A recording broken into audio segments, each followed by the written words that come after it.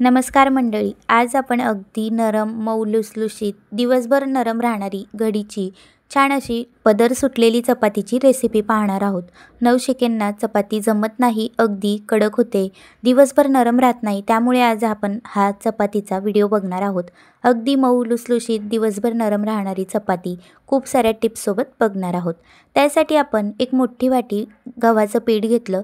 त्यानंतर त्यामध्ये चवीनुसार मीठ टाकायचं आणि 2 पळी तेल टाकून घ्यायचं. म्हणजे चपाती छान मऊ होते आणि दिवसभर नरमसुद्धा राहते. हे पीठ आपण बिलकुल गाळून घेतलेलं नाही, गिरणीतूनच दळून आणताना बारीक दळायचे.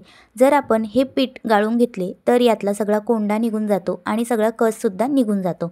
त्यामुळे पीठ न गाळताच आपल्याला मळून घ्यायचं आहे.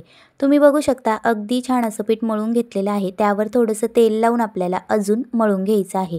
हे पीठ तुम्ही जेवढं सैल करणार तेवढ्याच चपात्या नरम येणार. आणि पीठ मळून घेतल्यानंतर 10 ते 15 मिनटं आवर्जून झाकून ठेवायचं. म्हणजे पीठ छान सैल होते, चपात्यासुद्धा नरम राहतात. जर तुम्हाला लगेचच करायच्या असेल तरीसुद्धा चालतील. त्यामुळे लगेचच चपाती करायची असेल तर तुम्ही पीठ अजून जास्त मळून घ्या. म्हणजे चपाती छान नरम होते, पीठसुद्धा सैल होते. त्यानंतर आता आपल्याला एक उंडा घ्यायचा आहे. लहान मोठी जशी तुम्हाला चपाती हवी असेल त्या पद्धतीने तुम्ही उंडा घ्यायचा. त्याला अजून छान मळून घ्यायचा. जेवढा नरम करणार, जेवढा सैल होणार, तेवढा सॉफ्ट होणार, तेवढीच चपातीसुद्धा नरम होणार. त्यानंतर हा उंडा पीठ लावून आपल्याला थोडा छोटा लाटून घ्यायचा आहे. त्याच्यावर तेल टाकायचं आणि ह्या पद्धतीने फोल्ड करून घ्यायचं. त्यानंतर अजून वरून तेल लावायचं आणि परत फोल्ड करून घ्यायचं. तुम्हाला जर गोल चपात्या हव्या असेल तर तुम्ही असं थोडंसं लांब पीठ लावून फक्त मधूनसुद्धा फोल्ड करून तेल लावून करू शकतात. त्यानंतर थोडं पीठ लावून आपल्याला छान अशा बारीक तुम्हाला पाहिजे तशा चपात्या लाटून घ्यायच्या. बघू शकता अगदी छान अशी चपाती लाटूनसुद्धा झालेली आहे. आता आपण गॅसवर तापायला तवा ठेवलेला होता. आधी काय करायचं मंडळी, तवा थोडा तापू द्यायचा. त्यानंतर गॅसचा फ्लेम लो करून घ्यायचा. बघू शकता तवा तापलेला आहे, त्यावर आपण चपाती टाकून घेतली. चपाती टाकताना नेहमीच गॅसचा फ्लेम लो करायचा. ज्यावेळेस आपण तिची साईड पलटी करतो त्यावेळेस गॅसचा फ्लेम वाढवायचा. त्यानंतर दोन्ही साईडने आपल्याला आधी खरपूस अशी भाजून घ्यायची आहे.